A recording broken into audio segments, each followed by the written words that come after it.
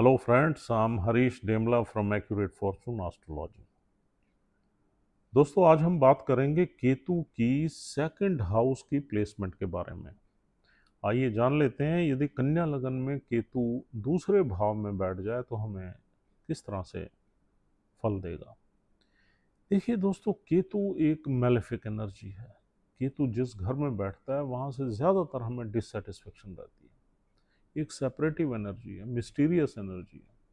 केतु के कब क्या फल मिलेंगे वो उसको बहुत ही तरीके से देखना पड़ता है। और केतु ज़्यादातर भाव, जो भावेश है, भाव का लॉर्ड है, उसकी प्लेसमेंट के हिसाब से भी केतु फल देता है। लेकिन केतु कुछ न कुछ उस भाव से रिलेटेड हमें डिससेटिस्फेक्शन जरूर देता है। अब यहाँ पर शुक्र देव की मूल त्रिकोण राशि है, शुक्र देव से केतु की मित्रता है। लेकिन ये जो राशि है, ये राशि तो शुक्र देव की है, यहाँ पर शुक्र देव से कोई दिक्कत नहीं है केतु को। लेकिन ये जो भाव है, ये भाव है परिवार का और एक्यूमुलेटेड वेल्थ का और हमारी वाणी का और लीनिएज का, फूड हैबिट्स का। अब देखिए, केतु एक सेपरेटिव एनर्जी है, इस भाव से कोई अच्छा वास्ता नहीं है केतु का। अगर शुक्रदेव थोड़े से यहाँ पर बिगड़ गए, यानी कि शुक्रदेव तीसरे घर में बैठ गए, छठे में बैठ गए, आठवें में बैठ गए, तो केतु यहाँ पर आपको बहुत परेशानियां दे देगा। आपके परिवार से आपको अलग कर देगा। आपके परिवार में कुछ डीप सीक्रेट्स होंगे जो लोगों को पता ही नहीं होंगे। हिडन प्रॉब्लम्स होंगी परिवार में। आपकी आई साइट को वीक कर देगा।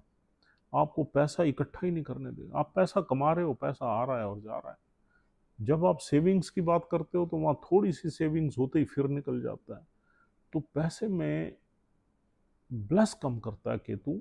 अगर शुक्रदेव की प्लेसमेंट कहीं बिगड़ जाए तो, अगर शुक्रदेव बहुत ही अच्छे बैठ जाए, शुक्रदेव अगर नवम भाव में आ जाए या एकादश भाव में आ जाए या आपके 12वें घर में चले जाएं, 12वां घर भी शुक्र को दिशा बली बनाता है। फिर 12वें घर में जो नक्षत्र हैं, एक तो मघा नक्षत्र केतु का ही है, दूसरा उनका अपना नक्षत्र है, तीसरा सूर्य का नक्षत्र है, सूर्य की राशि है। तो 12वें घर में भी केतु के यहाँ पर अच्छे, अगर शुक्रदेव 12वें में चले जाते हैं तब भी केतु के अच्छे ही रिजल्ट्स मिलेंगे।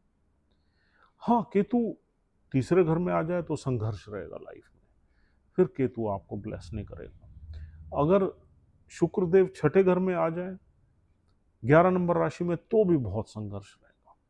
परिवार में डिस्प्यूट्स रहेंगे, परिवार में लिटिगेशंस चलेंगे, परिवार से जुदा होना पड़ेगा आपको, परिवार से अर्ली एज में दूर जाना पड़ेगा और कई तरह के कन्फ्यूजन्स रहेंगे। कुछ परिवार आपका रिच भी नहीं होगा, कुछ उनके पास वेल्थ वगैरह का भी सीन कम बनेगा अगर केतु इन भावों में बैठ जाता है, तीसरे, छठे और आठवें में। लेकिन दूसरे घरों में केतु शुक्र अगर बैठ जाते हैं तो केतु के ठीक फल मिलेंगे या अच्छे फल मिलेंगे। अच्छे फल चुनिंदा घरों से मिलते हैं।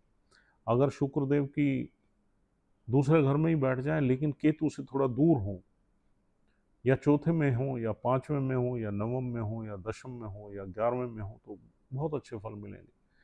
शुक्रदेव का आर्द्रा या मूल नक्षत्र में नहीं होना चाहिए। हालांकि मूल नक्षत्र का लॉर्ड केतु ही है।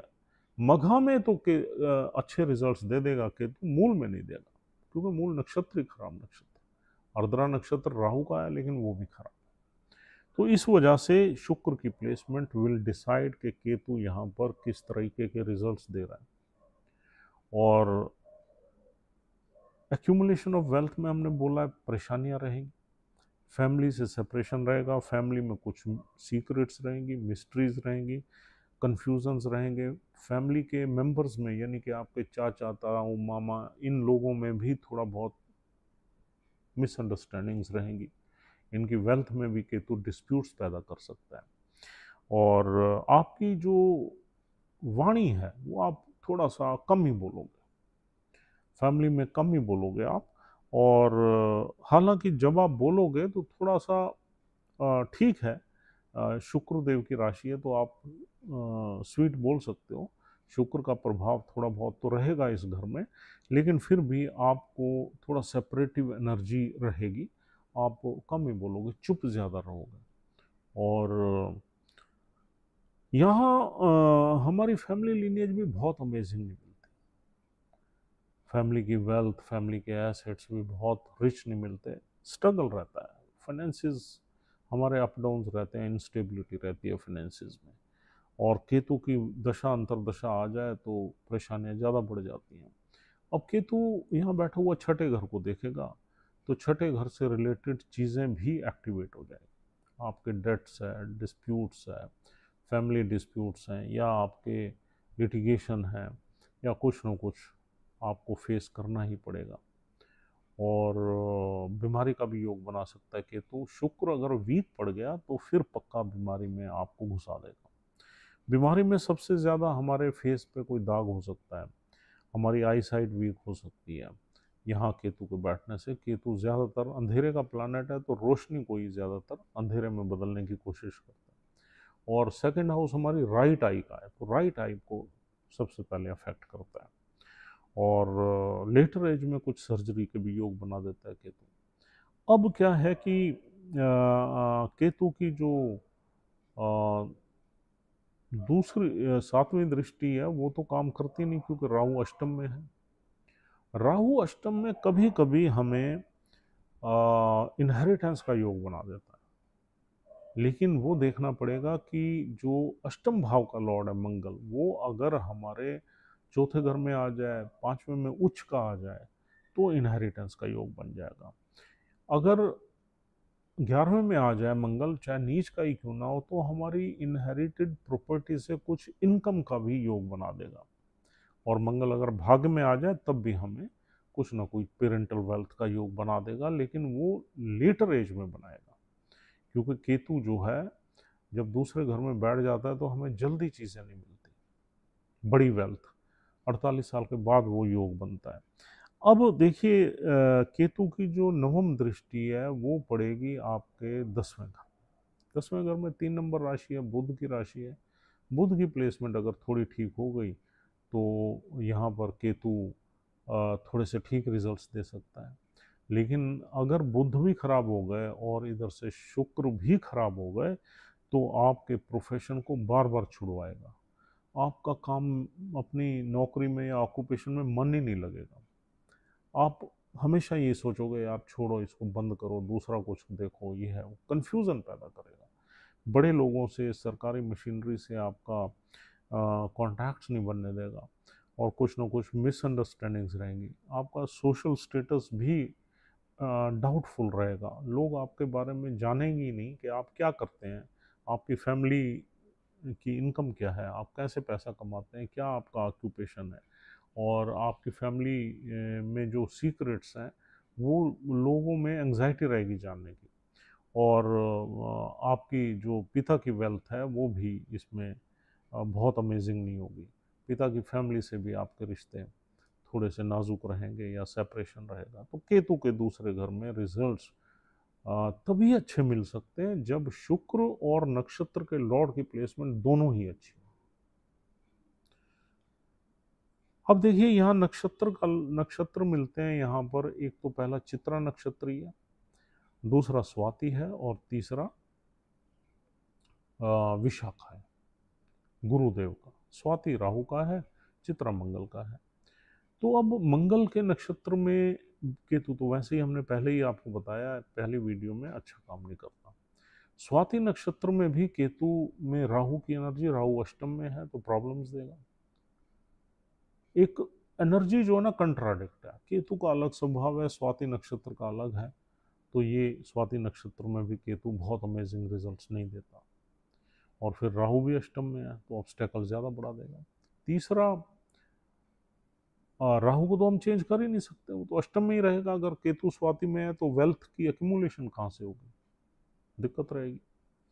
और तीसरा नक्षत्र है विशाखा, जो जुपिटर का। हाँ, जुपिटर के नक्षत्र में केतु बैठ जाए तो जुपिटर इस एनर्जी को हैंडल कर लेते हैं। जुपिटर की प्लेसमेंट भी अच्छी हो जाए तो फिर केतु यहाँ पर कुछ आपको पैसे में, सेविंग्स में ब्लेस कर सकते हैं। और दो जो ऐसे प्लैनेट्स हैं मंगल और राहु जिसमें केतु के फल बड़ी मुश्किल से अच्छे मिलते हैं। हाँ, शुक्र की प्लेसमेंट अच्छी होगी तो थोड़े बहुत अच्छे रिजल्ट्स मिल सकते हैं। तो ये दोनों चीज़ों को आपने ज़रूर देखना है, एक तो डिस्पोजिटर कहाँ बैठा है, एक जिस नक्षत्र में केतु बैठा है वो कहाँ बैठा है। अगर दोनों को आपने एनालाइज कर लिया सही तरीके से, तभी आपको पता लग जाएगा कि भैया यहाँ बैठा हुआ केतु मुझे ब्लेस करेगा या नहीं करेगा। और केतु की दशा या अंतरदशा हमेशा पेनफुल रहती है, पैसे को लेके, फाइनेंशियल स्टेबिलिटी को लेके, फैमिली को लेके, पेरेंट्स को लेके, पेरेंट्स की हेल्थ को लेके, और एक्सटेंडेड फैमिली में मिसअंडरस्टैंडिंग्स या अंडरस्टैंडिंग को लेके प्रॉब्लम्स रहती हैं। तो केतु की प्लेसमेंट यहाँ ओवरऑल अगर हम असेस करते हैं तो बहुत अमेजिंग नहीं मानी जाती दूसरे भाव, क्योंकि दूसरा भाव रिश्तों का भाव है। रिश्तों में केतु बहुत ही आदमी को डिससेटिस्फाइड रखता है। और दूसरा पैसे का भाव है, वेल्थ का भाव है, वेल्थ से भी केतु का कोई खास संबंध नहीं है। वाणी का भाव है, केतु एक सीक्रेटिव प्लैनेट है, वाणी से भी उसका कोई मतलब नहीं है। फूड हैबिट्स का भाव है, केतु कुछ भी खिला देता है। केतु एक मैलेफिक एनर्जी है, आप कुछ भी खा लोगे। कोई ये यहाँ गुरु की राशि तो है नहीं, आप नॉन वेज नहीं खाओगे या ड्रिंक्स नहीं करोगे, या ये शुक्र की राशि है और शुक्र की राशि में तो आप सब कुछ खाओगे। तो इस तरीके से केतु के आपको यहाँ पर रिजल्ट्स ज़्यादातर देखने को मिलेंगे।